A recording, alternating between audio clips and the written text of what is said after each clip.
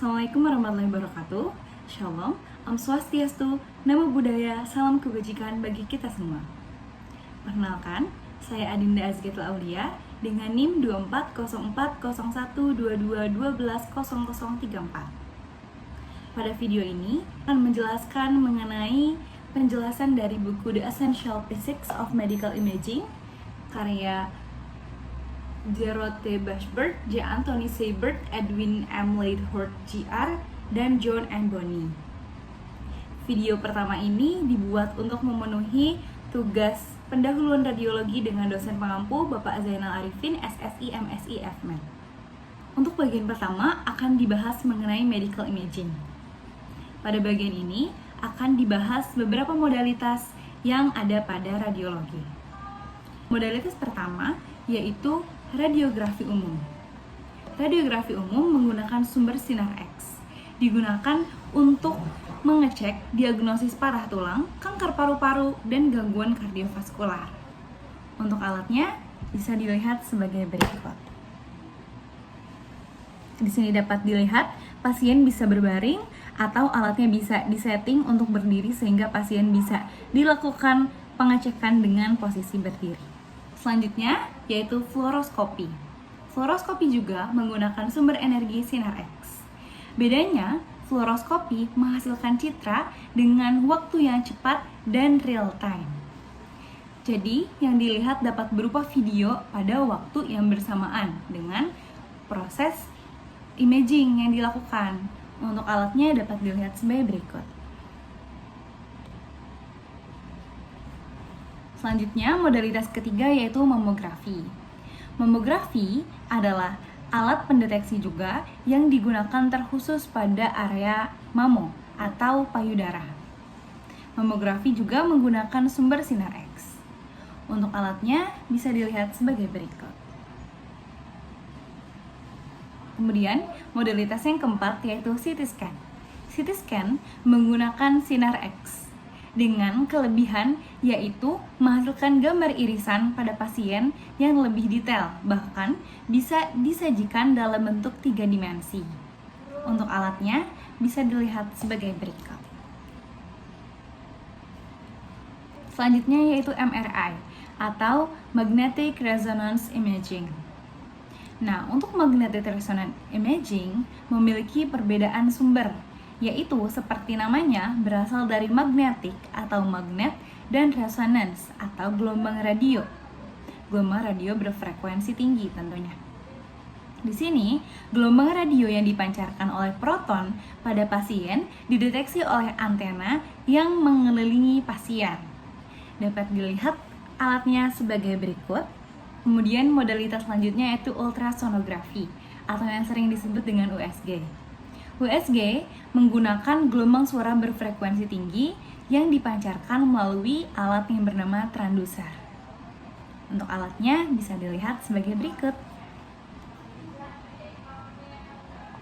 Transducer, tepatnya yang ada di sini, digunakan langsung, diarahkan langsung ke bagian tubuh pasien untuk mengetahui apa yang terjadi, apa bagian yang terlihat di dalam tubuh pasien. Modalitas selanjutnya yaitu Doppler ultrasound. Doppler ultrasound menggunakan gelombang suara berenergi tinggi, berfrekuensi tinggi atau ultrasonik untuk mengevaluasi kondisi pembuluh darah dan menggerakkan aliran darah di dalam pembuluh darah seseorang. Untuk alatnya cukup mirip dengan USG.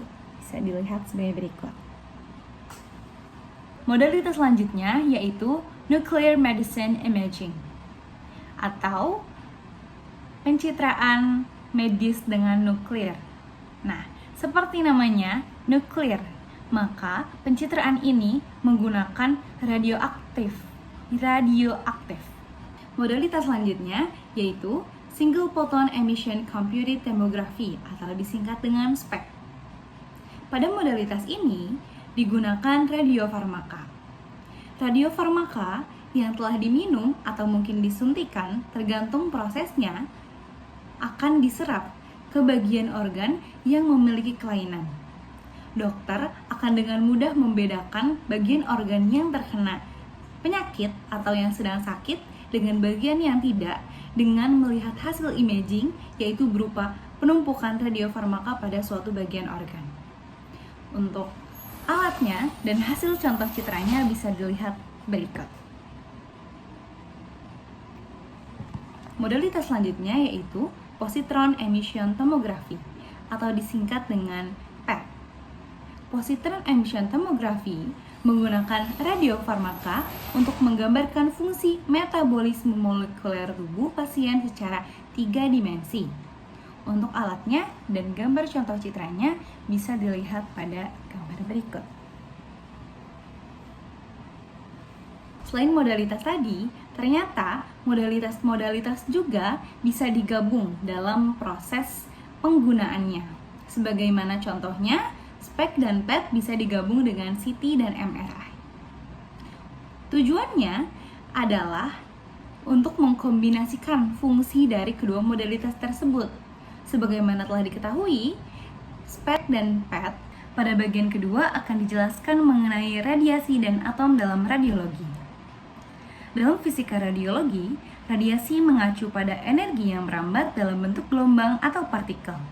Terdapat 2 jenis utama radiasi, yaitu radiasi pengion dan non-pengion.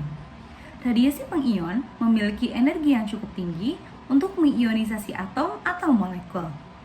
Hal ini penting dalam konteks radiologi karena dapat mempengaruhi struktur seluler dan digunakan dalam pencitraan serta terapi medis. Interaksi antara radiasi dan atom dapat mempengaruhi jaringan tubuh manusia. Ketika radiasi berinteraksi dengan atom, ia dapat menyebabkan ionisasi, yang berarti elektron dilepaskan dari atom menghasilkan ion yang sangat reaktif. Proses ini adalah dasar dari banyak teknik pencitraan dalam radiologi, seperti halnya pada sinar X. Kemudian, proses interaksi radiasi dengan materi dapat dikelompokkan menjadi 3. Pertama, efek fotoelektrik. Terjadi ketika foton energi tinggi, seperti sinar X, berinteraksi dengan elektron dalam atom. Elektron tersebut dapat terlepas sehingga menghasilkan ionisasi. Kemudian yang kedua, yaitu efek Compton. Efek Compton merupakan interaksi antara foton dan elektron yang mengakibatkan perubahan arah dan energi foton, sehingga sangat relevan dalam pencitraan sinar X. Dan yang ketiga, produksi pasangan. Ketika energi foton sangat tinggi, ia dapat menghasilkan partikel baru seperti elektron dan positron yang relevan dalam teknik pencitraan tertentu seperti PET. Kemudian, dalam radiologi medis, radiasi pengion digunakan untuk tujuan diagnosis dan terapi. Hal ini akan sangat membantu dokter dalam hal mendeteksi, mendiagnosis, dan mengobati penyakit.